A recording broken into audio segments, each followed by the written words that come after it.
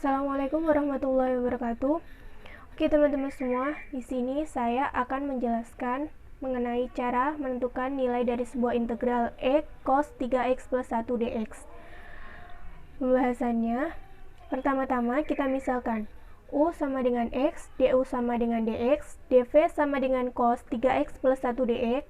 Lalu integral dari dv adalah integral cos 3x plus 1 dx, dan v sama dengan sepertiga sin 3x plus 1 plus c.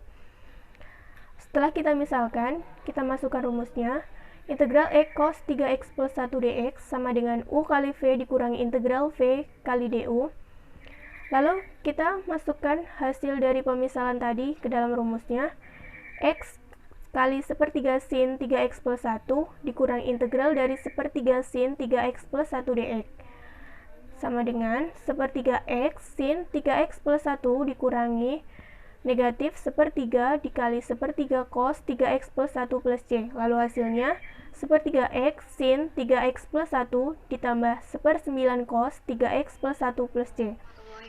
Nama saya Nabila Galuh Purwanto dengan NIM 5114231. Pada kesempatan kali ini, saya akan menjelaskan nomor 1 bagian B dengan soal sebagai berikut. Proses yang akan saya gunakan dalam mengerjakan soal tersebut adalah yang pertama membaca soal dengan seksama, yang kedua membuat permisalan, yang ketiga substitusi dengan permisalan, dan yang keempat melakukan operasi integral. Soal nomor 1 bagian B yaitu integral x pangkat 3 akar 1 min 4 x pangkat 2 dx. Kita buat permisalannya yaitu 1 min 4 x pangkat 2 sama dengan u, du sama dengan min 8x dx, dan dx sama dengan min du per 8x. Permisalan yang sudah tadi kita buat akan kita substitusikan menjadi integral x pangkat 3 dikali akar u, karena tadi 1 min 4 x pangkat 2 bisa kita ganti dengan u, jadi di sini u, dan min du per 8x itu tadi adalah dx. Lalu x pangkat 3 kita kalikan dengan 8x, kita kalikan menjadi min 1 per 8 integral x pangkat 2 dikali akar u du. Lalu kita buat permisalan lagi, yaitu 1 per 4 x pangkat 2 sama dengan u, 4x pangkat 2 sama dengan 1 min u, dan x pangkat 2 sama dengan 1 min u per 4. Jadi x pangkat 2 ini akan kita ganti dengan 1 per 4, 1 min u per 4, lalu min 1 per 8 kita kalikan dengan 4, yang hasilnya menjadi min 1 per 32, dan 1 kita kalikan dengan akar u menjadi akar u, sedangkan u kita kalikan dengan akar u menjadi u akar u. Lalu akar ini kita ubah menjadi pecahan, yaitu menjadi min 1 per 32 integral u 1 per 2 pangkat 1 per 2, karena ini akar u, min u 3 per 2, karena ini u akar u, jadi 3 per 2.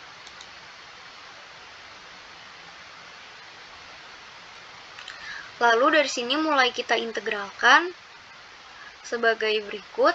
Min 1 per 32, 1 per 3 per 2, dan ini 1 per 2 ditambah 1, jadi 3 per 2, dan yang ini 3 per 2 ditambah 1 menjadi 5 per 2, dan kita tambahkan konstanta C.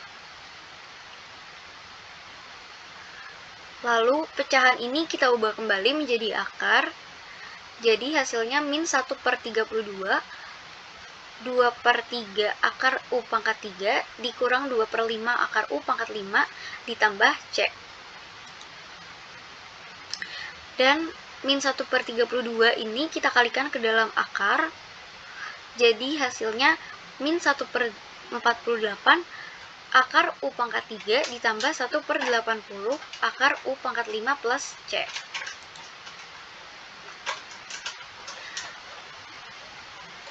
Dan U ini kita ubah kembali menjadi bentuk aslinya, yaitu 1/1 min 4 X pangkat 2.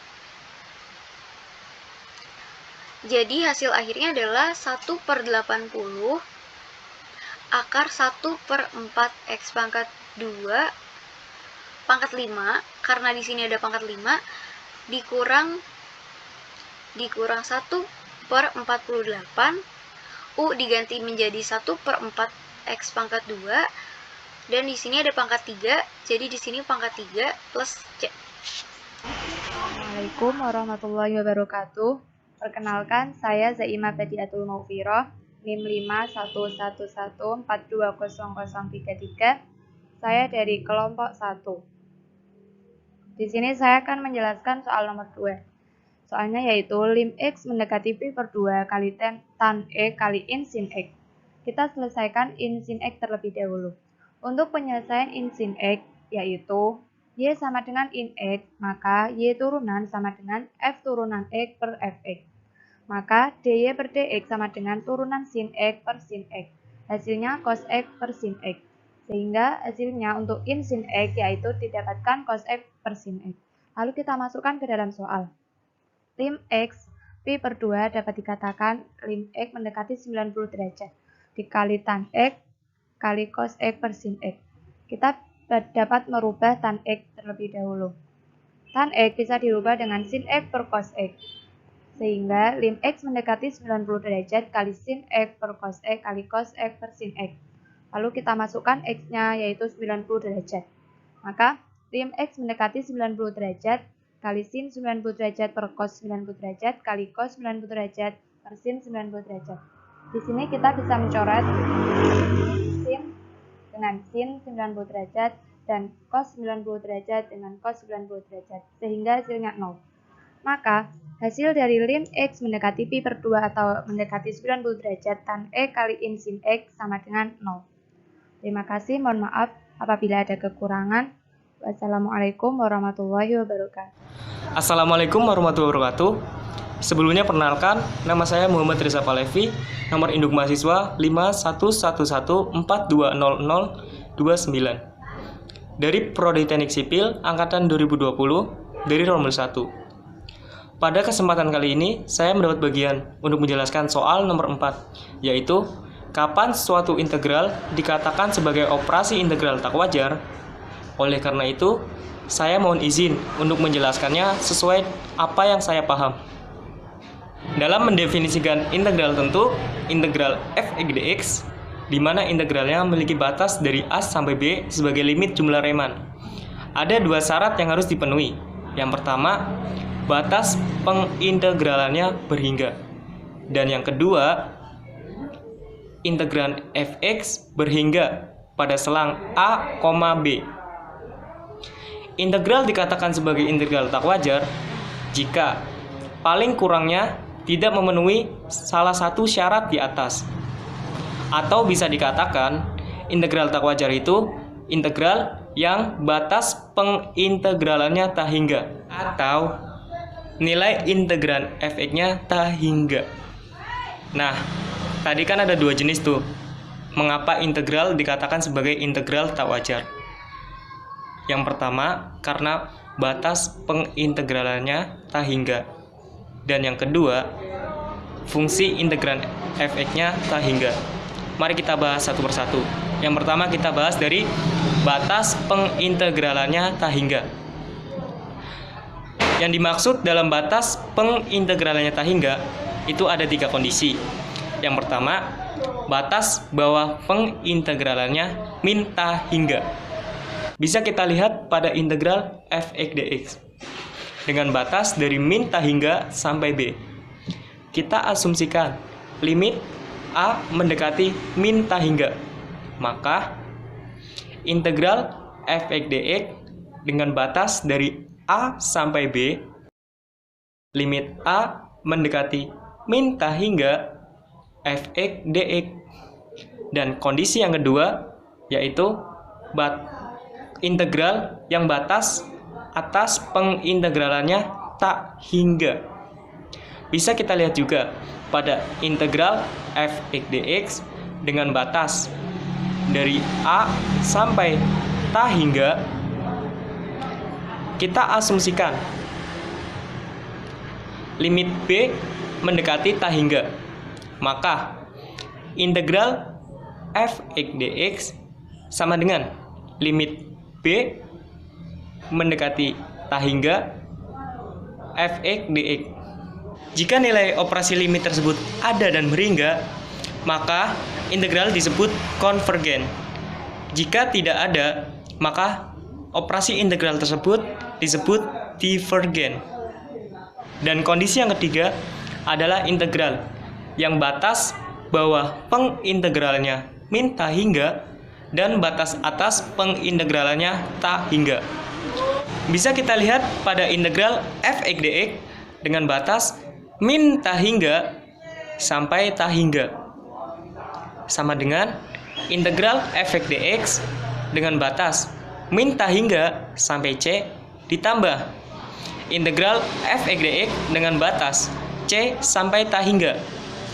Maka jika kita mengasumsikan limit a itu mendekati min tak hingga dan limit b itu mendekati tak hingga, maka kita akan mendapatkan hasil integral f(x) dx dengan batas dari a sampai c ditambah limit b mendekati tak hingga integral f(x) dx dengan batas dari c sampai b. Jika kedua limit tersebut konvergen, maka hasil operasi integralnya adalah integral konvergen.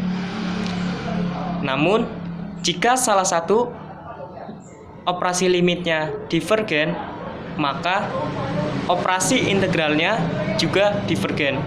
Selanjutnya saya akan menjelaskan jenis integral tak wajar yang kedua, yaitu integral yang nilai integran f(x)-nya tak hingga.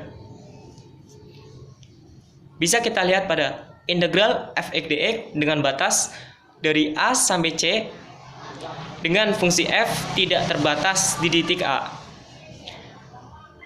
Jika kita melihat gambar yang telah saya sediakan, integral di batas b sampai c sebelum membentuk asimtot itu memiliki nilai dan berhingga. Dan jika kita memiliki integral f(x) dx dengan batas a sampai c sama dengan limit b mendekati a, integral f(x) dx dengan batas b sampai c, di mana limit b mendekati a dari kanan. Tetapi yang perlu diingat, integral tak wajar tidak selalu memiliki batas yang tak hingga. Bisa kita lihat pada contoh yang telah saya sediakan, bahwa integral ini memiliki batas yang wajar, tetapi termasuk ke dalam integral tak wajar. Mengapa demikian? Saya akan menjelaskannya satu persatu. Pada contoh yang pertama, integral 1 per akar x dx dengan batas 0 sampai 1. Nilai integral akan tak terbatas saat x mendekati 0. Dan pada contoh yang kedua, integral tan x dx dengan batas 0 sampai pi per 2. Nilai integral akan tak terbatas saat nilai x mendekati pi per 2. Dan pada soal yang ketiga, integral 1 per x min 1 pangkat 2 per 3 dengan batas 0 sampai 2. Pada masing-masing batas, hasil integralnya memang berhingga. Namun, di antara selang, yaitu di mana x sama dengan 0, hasil integralannya tak terbatas. Sekian penjelasan dari saya. Mohon maaf apabila ada kekurangan. Wabillahi taufiq wal hidayah. Wassalamualaikum warahmatullahi wabarakatuh. Selanjutnya soal kelima. Soal kelima di sini berbunyi, buktikan kekonvergenan deret limit tak hingga n mendekat 1 per 1 ditambah n pangkat 4 dengan melakukan uji terhadap deret tersebut. Untuk soal seperti ini, kita dapat menggunakan beberapa cara. Salah satunya seperti ini. Ini merupakan cara perbandingan.